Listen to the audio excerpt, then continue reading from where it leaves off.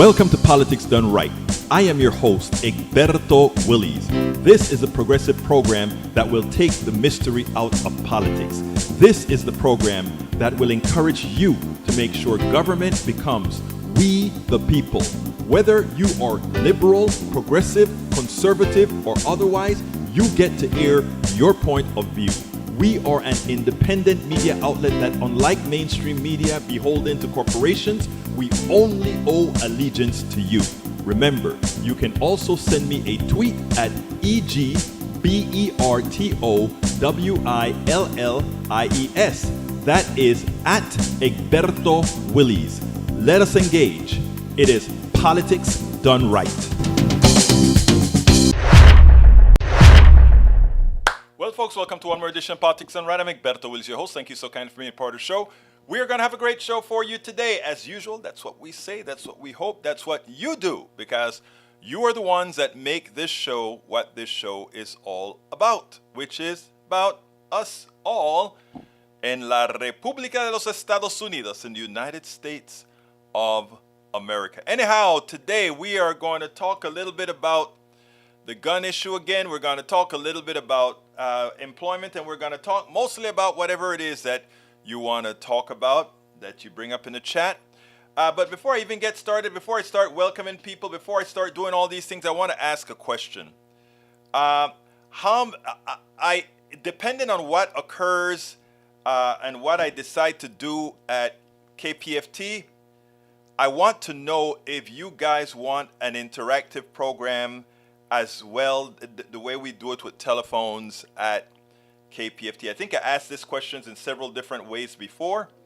I want to do it again because it's going to require me to go ahead and make a few purchases to take care of that. So I want to make sure that as we increase our wattage, if you will, that more people would call in to this new number if we so go ahead and invest. So give me your thoughts. I would be interesado.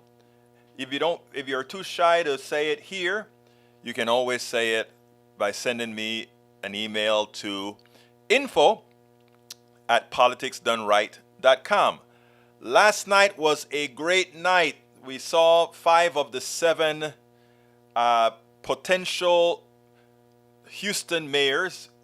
I went ahead and did that. It is going for the 3 to 4 show that we're talking about running. So no. There's no talk about me changing this time at all. You are the PDR posse. Remember that. Everything else that isn't the PDR posse is around the PDR posse. So if you guys decided that you wanted the time change as a collective, that's what we would do.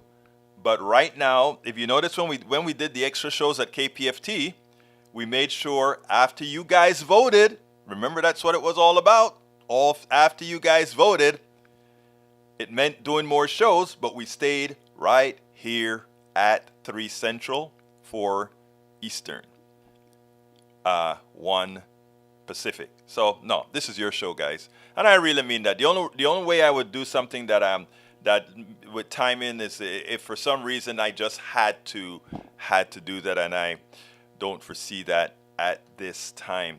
I'm trying to find a video that I did that I'm going to be including. Okay, all right, estamos aquí. Anyhow, let's see. Welcome aboard, Michael Rutnan. Welcome aboard. Who else is here with us? Welcome aboard, May Wood. Welcome aboard, Eric Hayes. Welcome aboard, Bridge MCP. Welcome aboard, Wide Awake. You're woke. You're wide awake. You're woke. Also with us this afternoon is the one and only John Cotter. That is our local hero that I would wish to see someday, either in the state Senate, the House of Representatives, or represented us, I don't know, maybe in Washington, like our good friend in Dallas finally bit the bullet and did. That would be great. I like when there are great people out there, great young folk out there doing the job and getting it done. So, hey, John, kind of a message here. I think Congressman John, Senator John, all that kind of stuff sounds good. And that goes for you too, Mr. Rudnin. We need to get some of the posses out there. Paul Fleming, interested in running? Out there doing some stuff, right? It was great seeing all the wonderful Democrats out there when we actually went and had that forum. As usual, Jaime Rodriguez, political consultant, was excellent in his questioning. All I said when I was out there is, ha, ha, ha, ha. I don't want that guy questioning me, don't interviewing me, because he really asks some difficult questions that, I'll give you one. You want to be in politics? Who do you know? Who have you been in touch with? Take out your cell phone. Call one of your political friends right now and tell them you're here and let us talk to them. Wow. But I loved it. Let's see. I hope our Houston mayoral race goes like Chicago. I hear you, buddy. I hear you. El Progresista. I think so. Can happen. Anyway, let me get started. Let me see first if I got to get anybody. Melanie Keelan, late but here. You're not late, beautiful. You're not late at all. And that's Melanie Keelan from Barcelona, Spain. Anyhow, let's get busy. Michael Rodney says, just got home, was helping my 101-year-old uncle. Oh, you're from Long Livers. Uncle installed mosquito-proofing screens to his apartment window tops. The chair was standing on broke right under me, and I fell and somehow landed feet first. Yes, I'm fine. Feels like there's a D&D joke about rolling a natural 20 on an acrobatic balance. Check in there. Are you starting to have a propensity to fall, my dear brother? I know, you just kind of felt. Hey, I didn't know you had all those mosquitoes up. I hope you're talking about an apartment on the floor level. I hope the mosquitoes don't fly up to the 3rd, 4th, and 5th levels out there. Anyhow, cause we got some powerful mosquitoes here in Houston. Anyhow, from Common Dreams, world's 60th largest banks have dumped $5.5 trillion into fossil fuels since Paris Accord. Since 2016, the year the Paris Agreement took effect, the world's 60 largest private banks have provided $5.5 trillion in financing to the fossil fuel industry. Contravening their pledges to put themselves and their clients on a path to net zero greenhouse emissions as the window to avert the worst effects of the climate crisis rapidly closes. In 2022 alone, the world's biggest private sector banks still finance coal, oil, and gas to the tune of $673 billion, the report notes, even as the fossil fuel industry raked in a record $4 trillion in profits in Russia's invasion of Ukraine, which sent energy prices soaring. I'm going to pause right there. It drives me crazy, my dear brothers and sisters, for us to continue to buy, including Common Dreams. I hope that's a quote. I hope that is a quote and not Common Dreams saying that the Russian invasion of Ukraine is really responsible for the price of oil that we are paying in the United States. Because yes, they had shortage of gas as the pipeline was shut down in that area, but there was ample supply, just distributed incorrectly. But it should not have affected the pricing in the United States. It affected the pricing in the United States because they could use that as an excuse. As long as we continue to tell the American citizenry that the reason our prices are high is because of a supply chain problem, it's because of a because of Russia invading Ukraine. As we continue to put that into the psyche of people, they become accepting of those ideas, accepting of the lies, even as they see when they turn to CNBC and they watch Wall Street with the profits going through the roof, while it is your money they're profiting from. This is not monies going to these things, and there was never a shortage. I asked everybody I've been asking for over 13 months. How long have I been back in Houston? From the time that I was in DC to back, more than 18 months. I've been asking everybody, did you ever go to a gas station and not find gasoline? Did you ever go to a gas station and bought less gas? Did you change the consumption of your gasoline that much? Or because we had money in our pockets from several good things that during the pandemic, we didn't spend a lot of money going out to eat. We didn't spend a lot of money on many other things we would have spent on. So we had some extra cash. So the gas bill, as high as it was, we still bought the gas and they still had the gasoline to supply us. They still had the natural gas to supply us. We never had a shortage. We have to get away from listening and allowing progressive rags to write this stuff because Americans start to believe it. There was never an oil shortage. There is no oil shortage. Okay, it is very important that we get that. When I said quote, I mean whether it was Common Dreams quoting some other institution or whatever. I didn't mean quote from you, Brother Rudnan. All right. In 2022 alone, the world's biggest private sector banks still finance coal, oil, and gas. I read that already. Sorry.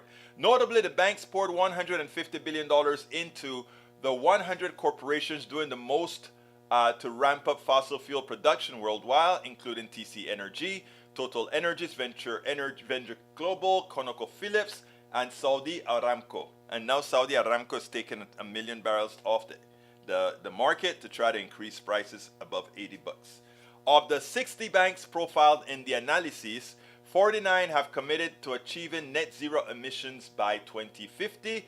The value of such promises is questionable, however, because those 49 banks provide 81% of the financing to the 100 fossil fuel expanders. I told you I'm dyslexic. Fossil fuel expanders in 2022.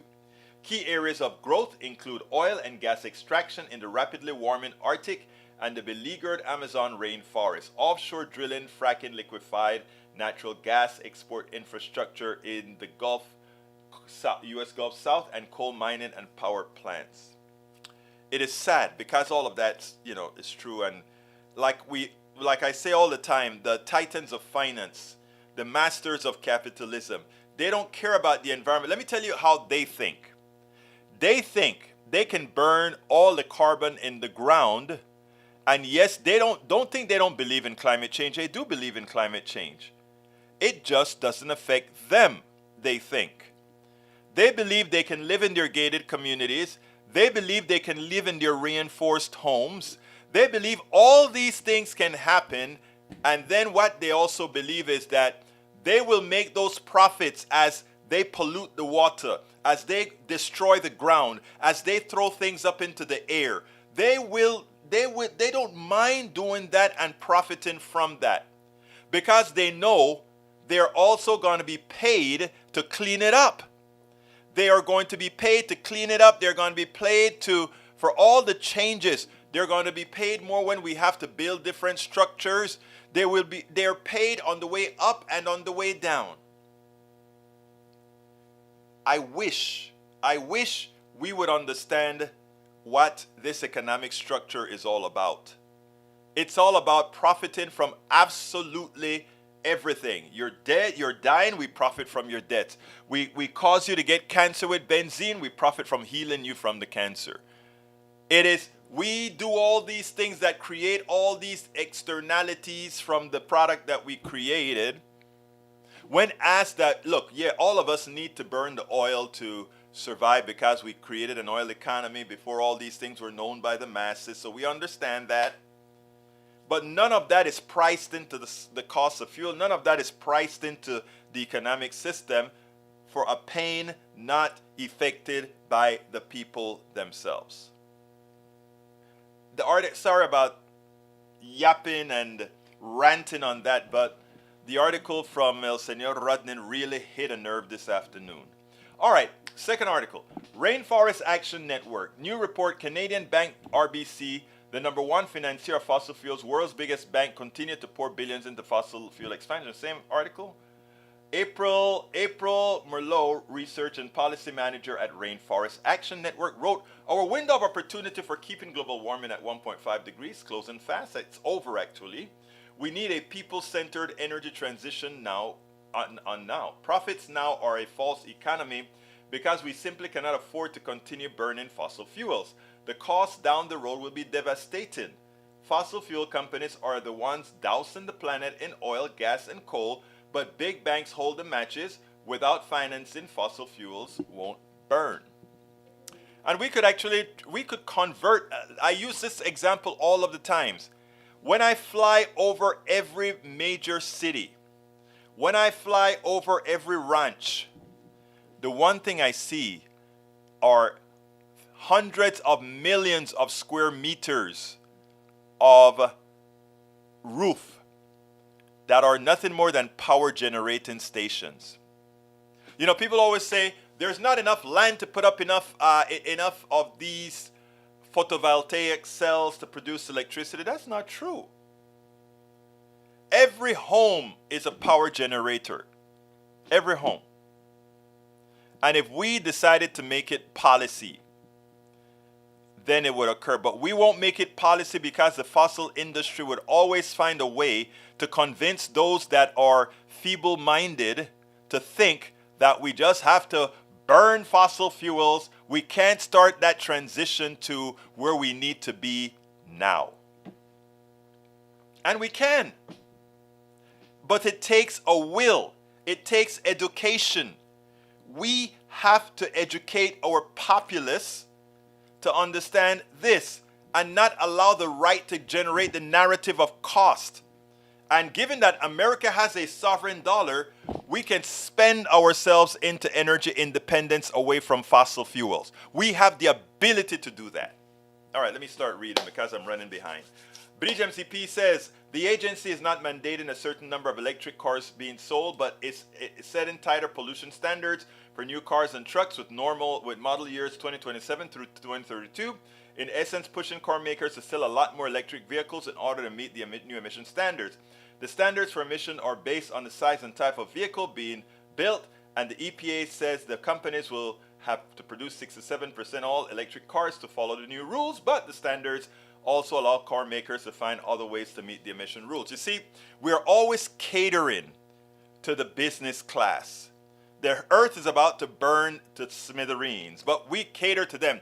We have to sugarcoat the policies so that they can accept it. All right, you can find a way. We want the standards here. We're not going to make it too tough, but find a way to get there. We think it's going to be electric cars as a standard to get there, but if it can't be electric cars, just go ahead and get 100 miles to the gallon of petrol. My God. When are we going to take away the Lord thy Savior from the corporations and start remembering that it's we who count? When? All right. Wide Awake says hi to everyone. And Eric Hayes says, how embarrassing his handlers won't let him answer softball questions. How much more do you have to watch? You got to explain. I'm not going to go to that Facebook page while I'm doing the program, so you may want to go ahead and give us because it's going to go unlooked at. Bridge MCP says, Michael, it was just announced. See my comment. Let's see what else we got. Eric Hayes says, Whole Foods gone from San Francisco due to all drama and keep workers safe. Coming from leftist news tools. Who cares if Whole Foods goes? Let them go. I tell you what, that is the issue. Oh, we don't want to pay our workers, we'll just shut shop and leave. So get the hell out. You know, we have to start playing hardball with corporations who think we revolve around them as opposed to them providing us a service that we desire. You see, we get it all wrong. When Starbucks says it doesn't want to, well, we'll read that letter a little bit later, but the idea, let me just say this. When Starbucks want to deny unionization, when most of us know that the only way to keep a company honest is to have unions. Yes, you have good bosses here and there, but I don't want to be dependent on somebody's heart. I want to be dependent on the law and on we the people. That's what it's all about. All right, let's see. Tony Busby all the way for mayor needs stability. Yeah, you want a charlatan to be mayor. So be it if you want to, but it's not going to happen in our city. All right, what's happening with the radio show, Egberto? Nothing. They haven't made any of the changes yet, Bridge MCP. But again, like I said, I think you're talking about the radio show on air radio. But if the changes doesn't fit with, commensurate with what our program has brought to the station, right? Why would we want to, stay, right? I mean, and again, so that is sort of the way I interpreted it. It all depends on whether your show, because a lot of you now are actually participants in the program on air now. In other words, we've brought a whole family to the station since we've been back on air, and again, so we want our people respected.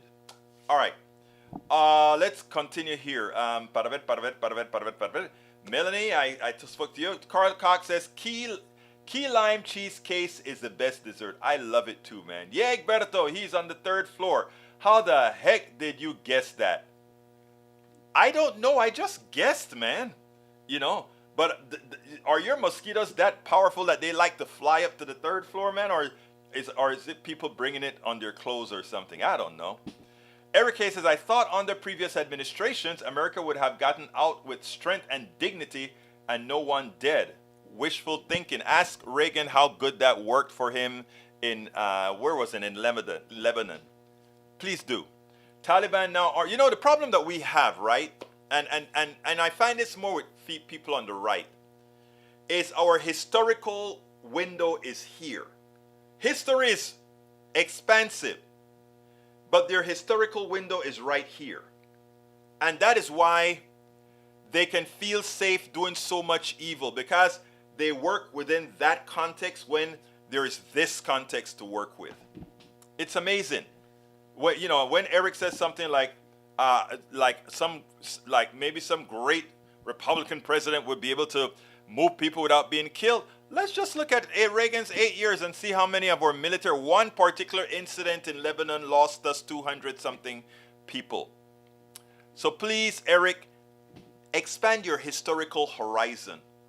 It would be helpful, and it makes learning so much better than when you're from a window of ignorance, right? And I say that with love and respect. But ignorance is a word that means you just don't know. All right, let's see what else we got here. By the way, I'm ignorant of a lot of things. But when I'm found to be ignorant, I will tell you, thank you for correcting my ignorance. I have no problem in folks correcting my ignorance. Many of you have already. All right. Thumbs up, peeps. Yeah, please give us those thumbs up. We need those thumbs up on YouTube. Likewise, we need those likes on Facebook. Fossil fuel companies getting rich, which people are being killed by Russia. Yep, John Cotter says, yep, it's pure greed. John Cotter, you're absolutely right. Eric Hayes says, who here is all green, no fossil? There are none of us. It has to be systemic. But I'm not going to repeat that again, because I think you're like those folks that you have to keep repeating everything, my brother. I love you, but you want us to repeat this stuff every time over and over again. Again, it has to be systemic. Egberto, none of that is quote. Feel free to take it up with Common Dreams and author Kenny Stansel. I probably will. All right, no money in the pockets now. Egberto? Nope, my pockets are empty. Michael Rowan says, Egberto, Kenny Stansel wrote about this last month. BP Shell announced they would be diluting their emission reduction targets and expanding fossil fuel production after big oil enjoyed record-breaking profits in 2022 as Russia's invasion of Ukraine disrupted global energy markets and gave firms an excuse to hike prices. Climate scientists have made clear that such decisions are, as the United Nations Secretary General Antonio Guterres, actually it's Guterres, I always thought it was Guterres put it earlier this year. Inconsistent with human survival. Yeah, I hear you. All right, Egberto, is current administration making any attempt to fill back the reserve he sold off for political reasons? First of all, he didn't sell it off for political. Well, actually, you know what? You're right. He sold it off for political reason. Ideally, you'd have let these charlatanes let the price zoom all the way up, and in an economic. Let me give economics 101 for a second here. I'm going to talk out of two sides of my mouth. I hate the idea that the increase in gasoline prices are going to hurt the American people because they're going to continue to use their liquid liquid availability of assets, of money, to pay for that higher gas to the oil corporations, right? Ideally, we would get what happened in 1979, right? We stopped using the big cars and all the cars started to become, or not all, a large percentage of the cars started to reduce in size, which means they used a lot less energy. So ideally, when these charlatanes increase the price of oil, we should just stop using it, right? And it would have a dual effect. Remember during the pandemic what the skies of Beijing looked like, what the skies of Paris looked like. It was clear and blue. Shows you it doesn't take much time for the earth to start healing, right? So ideally that would happen, right? Ideally that would happen. But that's not what happens, and that's why I fight for them not raising the prices, because I understand that America think about energy first, and conservation. Second, because it's such difficulty, because we don't have a systemic form in which to do that. Otherwise we could. But ideally, when the prices go up, we use less and things would be just fine. And then that would force them to put it down. According to economics now, if they did not rush to drop the prices after a certain point, something known in economics as demand destruction would occur. And when demand destruction occurs, it does not ramp back up to the point it was before. And that is the biggest fear of oil corporations, demand destruction. And what I'm saying is we need to create artificially demand destruction by making that concerted effort where we can to carpool. Let me give an example of what I did. We ran out of paper towels. We only buy our paper towels at Costco because we can buy it in bulk, and buying it at, let's say, H-E-B costs more than buying it at Costco. So what I told the family, look, don't worry about it. Don't go to H-E-B. Don't go buy or spend more money on this thing. And I won't run just to Costco, which is, 20-minute ride back and a 20-minute ride back. I'm not going to just do that to get the paper towels that we need now. Please just use napkins and other things for a couple days. On my way to KPFT, which I have to pass Costco, I will go in, get it, put it in the car, go to KPFT, come back. We'll all be happy with turning a trip that we would have turned into 2 or 3 trips into one. Save me gasoline, save the environment, save me money. We are a convenient society where we kind of don't think that way. We just go out and do things because we are free-loving people. We had electric cars and solar power. We could easily do that without having an adverse effect, right? But I'm trying to teach myself to do those things more often. And I'm trying to convince my wife and daughter to do these things more often.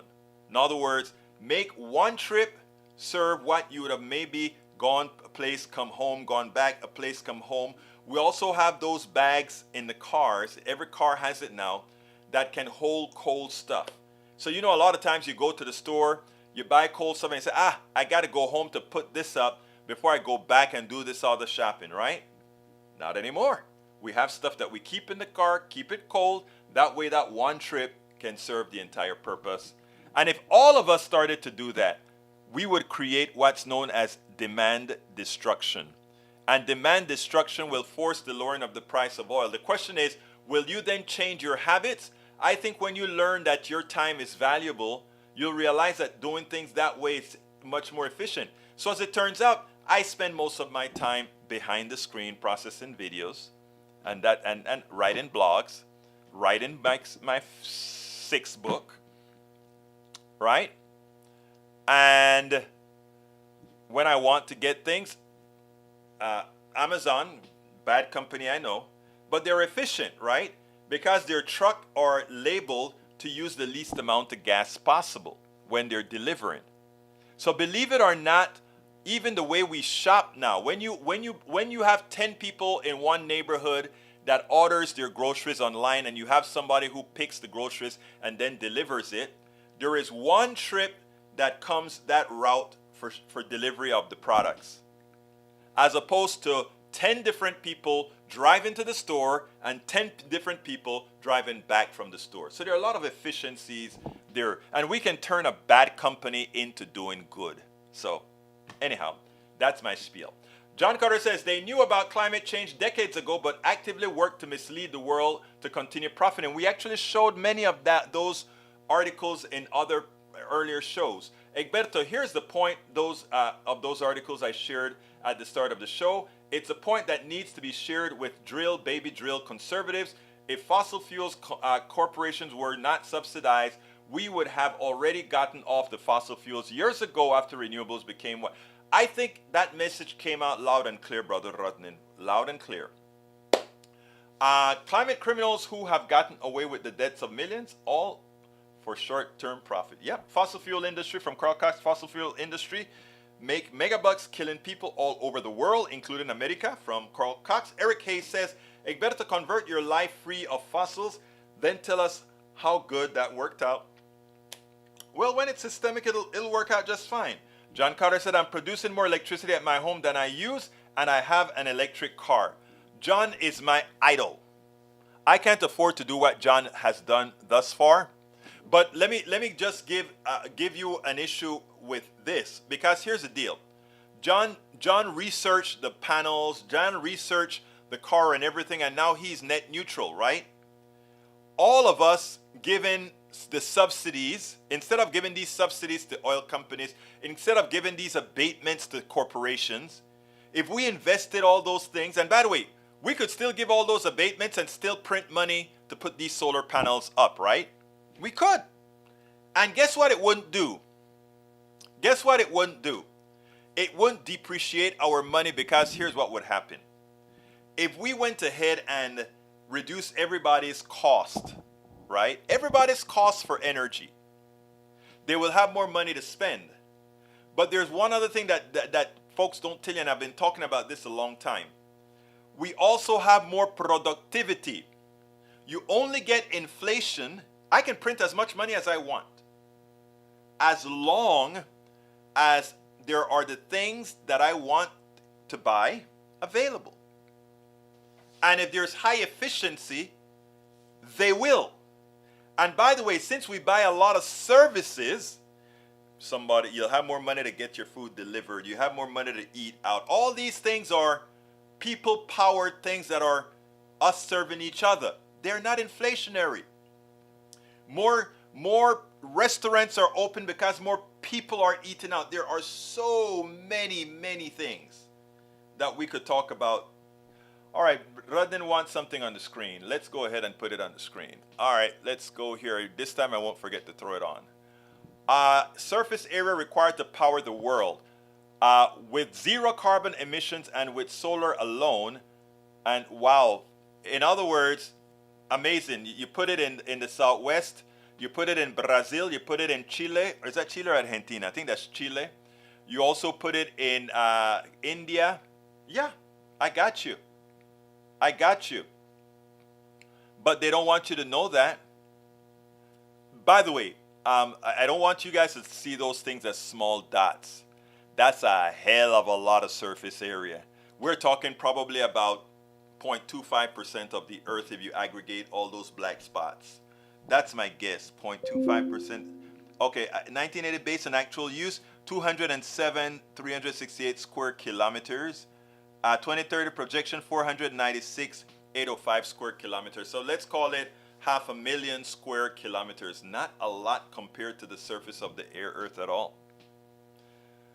And with that, of course, you'd have to have some back-end store. Back-end store meaning batteries, pumps, maybe to throw water up a hill so that when there's no sun, the water runs the turbines, that kind of a stuff. It's all possible if we have the will to do it. Our biggest hindrance from getting this done is capitalism. The government would have to capitalize this, and that we have to beg the private sector to come along the ride. They like to call themselves, they're stakeholders. They're not stakeholders. We are the stakeholders. They're the servants, and we have to remind them that that's the case. All right, Egberto, here's a point I read that already. I put that on the screen for Brother Rudnin. All right. Eric Hayes says, good for you, enjoy, but forcing others not so good. You know what? Forcing others is good if others are poisoning us. In other words, we should not be willfully poisoned. If folks can't see the light, and by them not seeing the light, they poison us, at that point, your actions are affecting me. Remember why I said I want to legalize drugs? People can do drugs in the privacy of their home as long as they're not driving because they can harm me and you and everybody else. As long as they're not doing anything to harm others. I'm for that. But just burning fossil fuel because I can. No. No. All right, Eric says, you don't even have the grid infrastructure for you to ramp. We don't have any of this. That's the idea. You have to have the will to get it done. And by the way, if we're going to rebuild the grid, we may consider not throwing a whole lot of that crap overhead, but burying it in long sustainable cables that would last several hundred years. Right? And we can do all of this stuff. But you have to have the will. The problem is our current economic system cannot do that. Our current economic system is not designed to work for the collective good of humanity. That's just the bottom line. And I repeat this, and you guys can use this phrase. The current economic system is not conducive to create a collective society that is needed to work together to alleviate our problems. That's the bottom line. And until we modify the economic system to do that, nothing changes, because you get the terminologies that people use. You know, there's a person that comes to our show all the time that calls me that he attacks me for justifying monetarist. I understand where he's coming from, but he also has to understand where the most people's indoctrination is coming from, and that we are all already indoctrinated, and until then, nothing can change. Bruce Pollard says, last four letters of Starbucks? Bucks. Actually, no, brother, I think you forgot the K. Or isn't Starbucks with a K? Yeah, I think so. Help me out.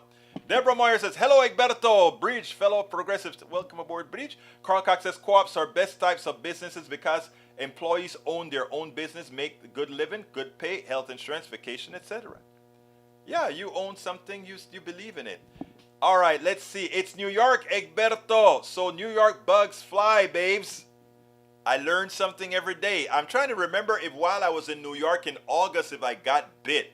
I was in the middle of a forest in upstate New York. Beautiful. You would never, when you think of New York, you think of concrete city. But upstate New York, all in that Hudson River Valley, man, it's beautiful out there. I took the train all the way to the resort where we had our panel. My God, it's beautiful out there. The Bridge Alliance supported that program. It was really great. As we keep telling you, no one has ever said you have to quit fossil fuels immediately and cold turkey, but we do need to start the transition now. Will take years, perhaps decades, to completely, if ever, replace fossil fuels. We'll always need fossil fuels for things like, we don't even need it for fertilizers if we change our modal. But there are certain things that hydrocarbons are, instead of having to recreate hydrocarbon back into what we want, we can use the hydrocarbons that are already there, right? All right. Wow. It looks like the show today is going to be mostly you guys. Thank you, because I got locked out of my account today, and I'm still trying to get in, and I spent 3 hours trying to get in and talking to Microsoft, and we're still figuring it out. Anyhow, part of it.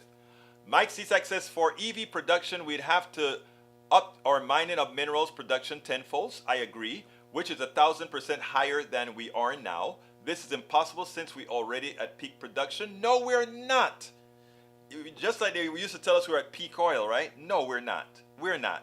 Let's give an example if we're at peak production. We have 3 million people trying to get into the United States of America right now. I think that's the last count I heard, 3 million. I could be wrong, but let's say it's 3 million.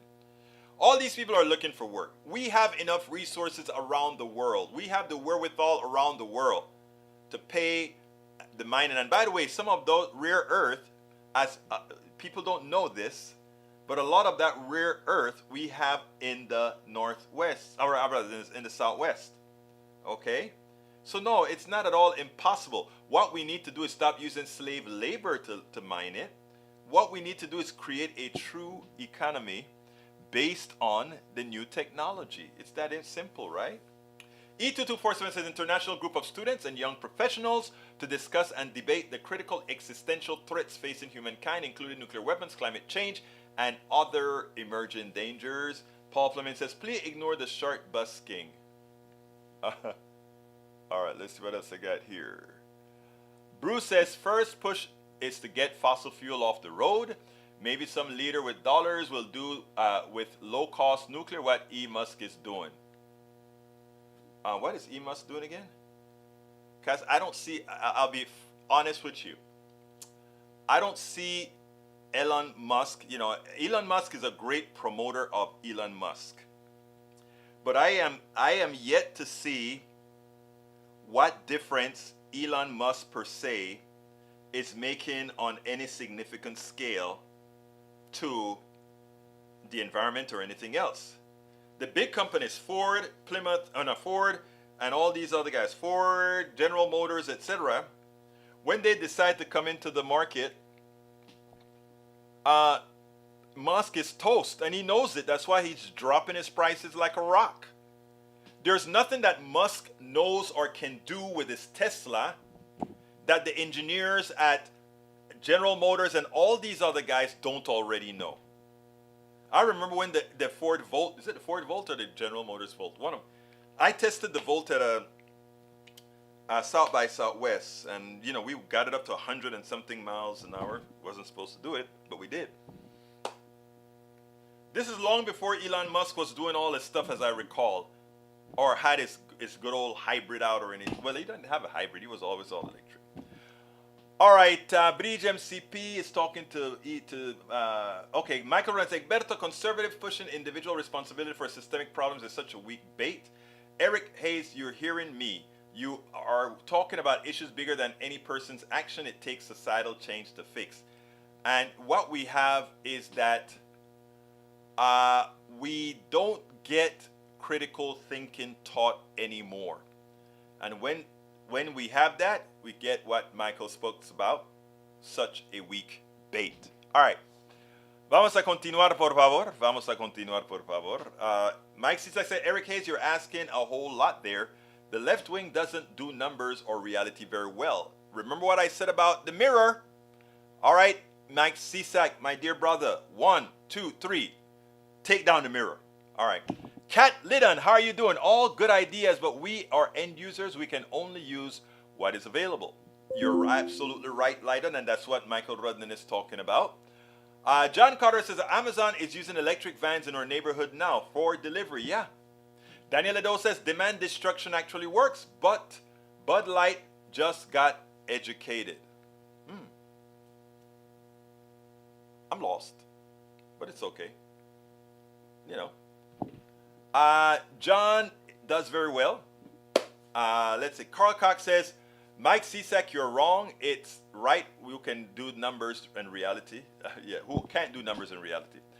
All right. Is Bezos less evil now? No, he's still evil. Bezos will always be evil.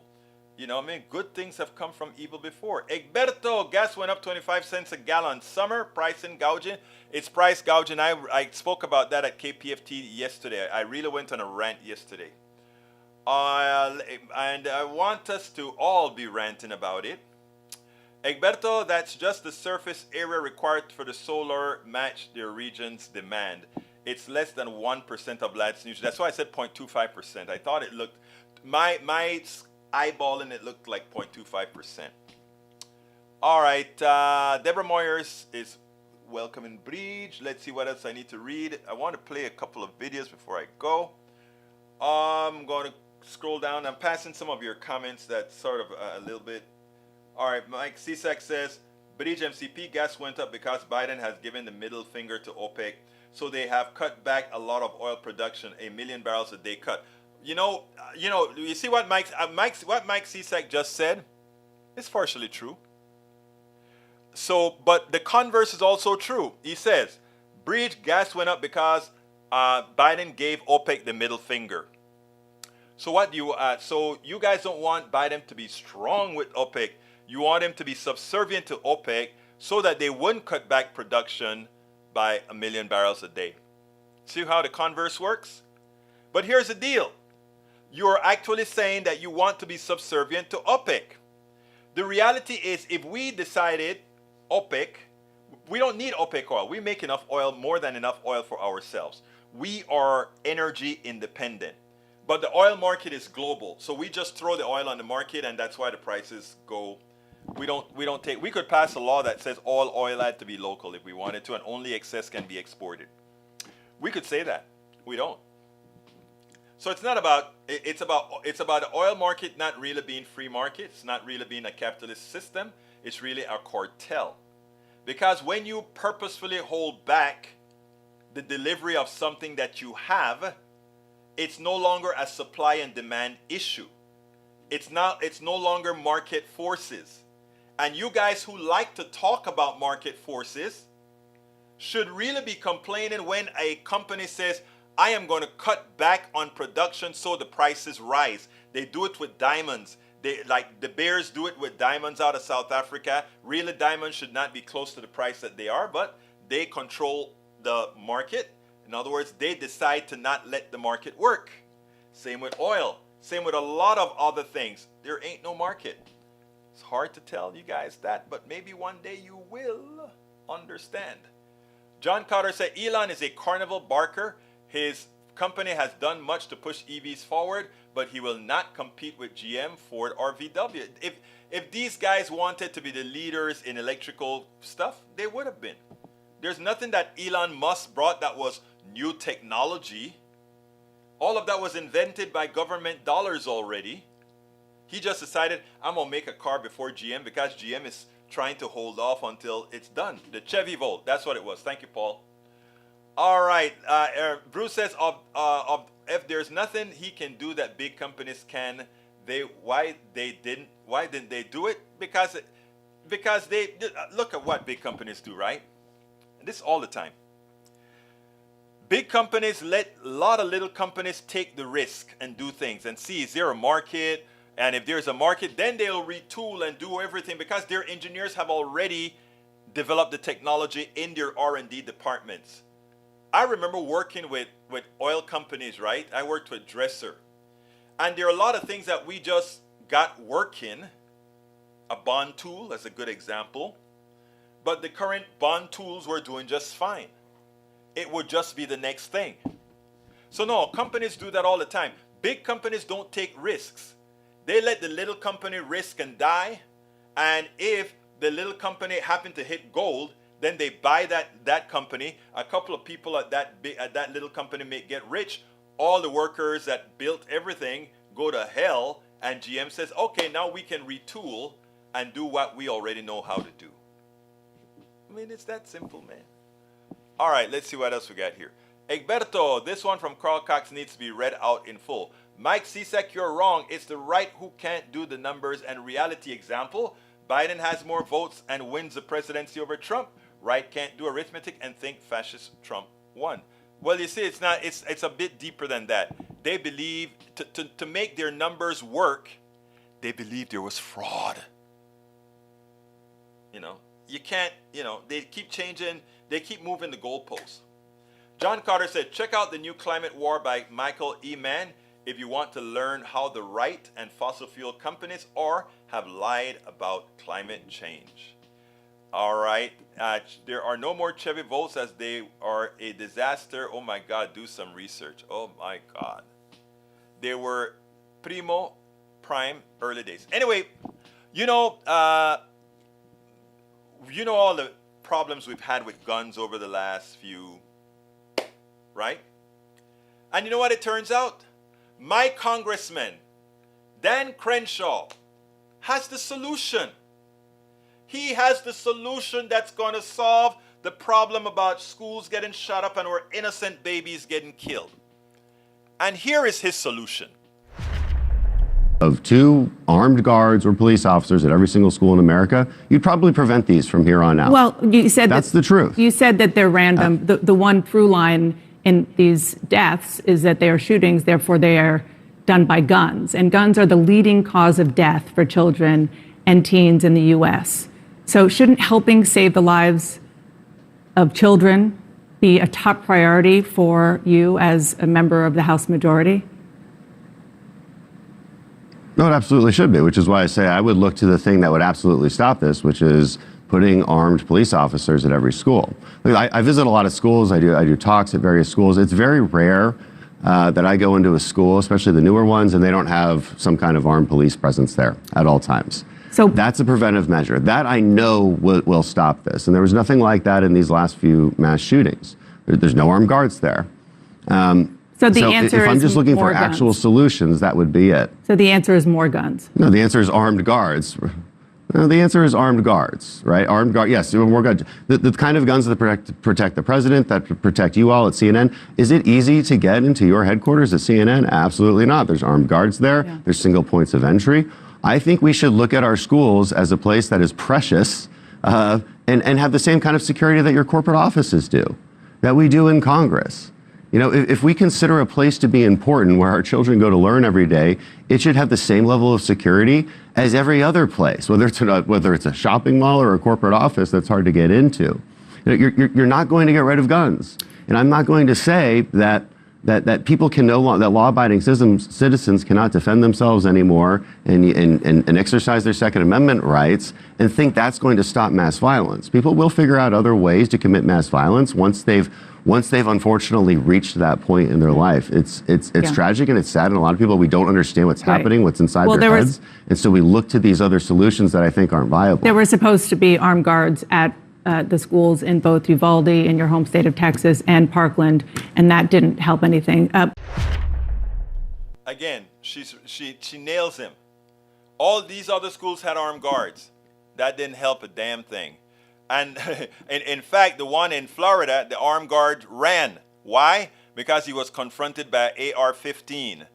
In the case of Uvalde, they ran. Why? Because they were confronted by AR-15. We can, if we want to, take weapons of wars off and make them illegal. Yes, we can do that.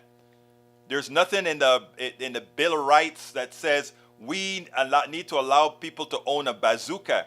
Under their contention, we could ask everybody to own a tank if they want to own a tank. The stupidity that comes out of the mouth of these guys, and Michael Rudnin exactly right.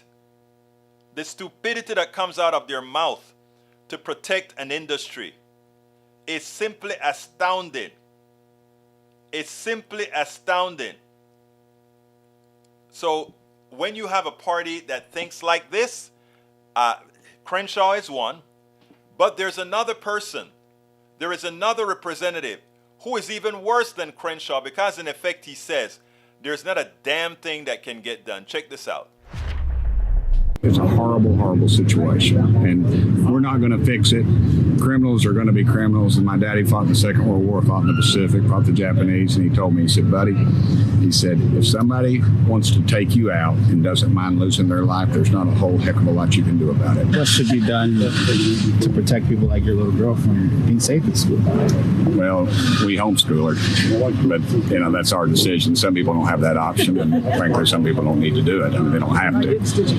It just suited our needs much better.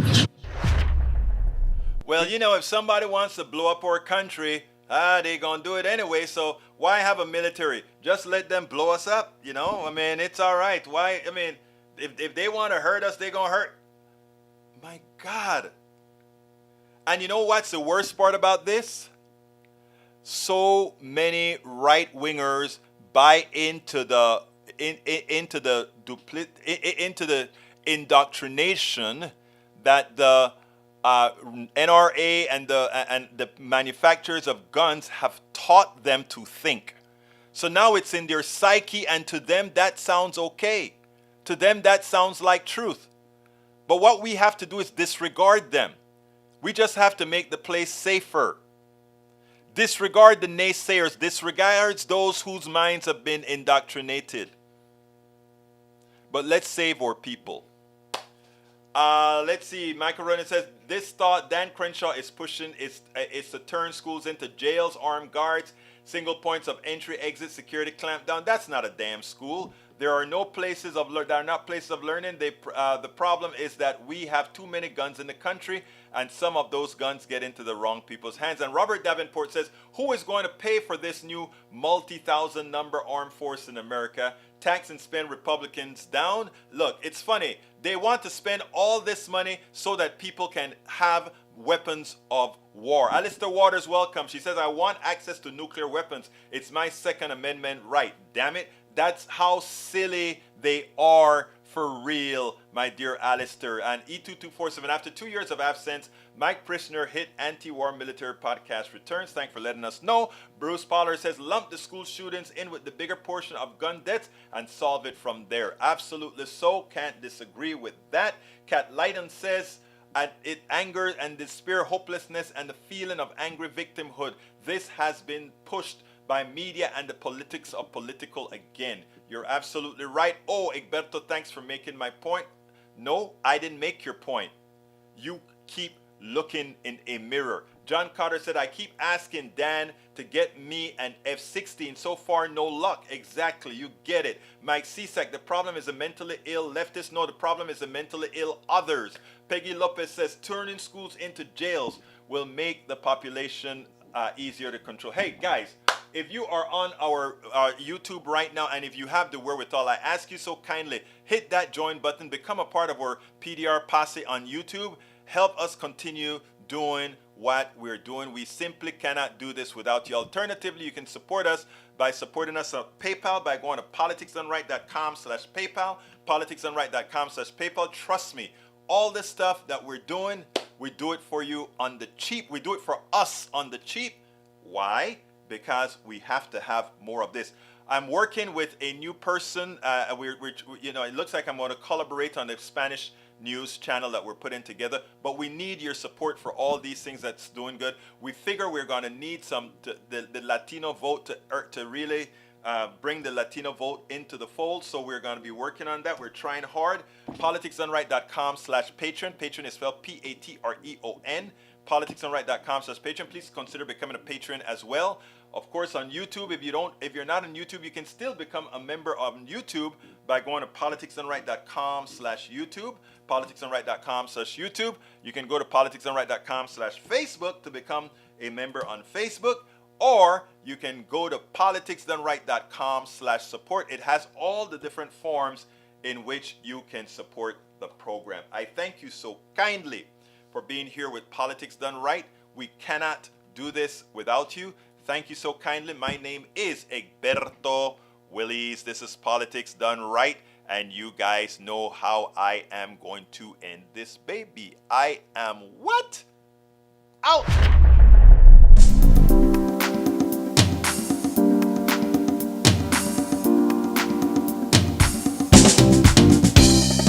Welcome to Politics Done Right. I am your host, Egberto Willies.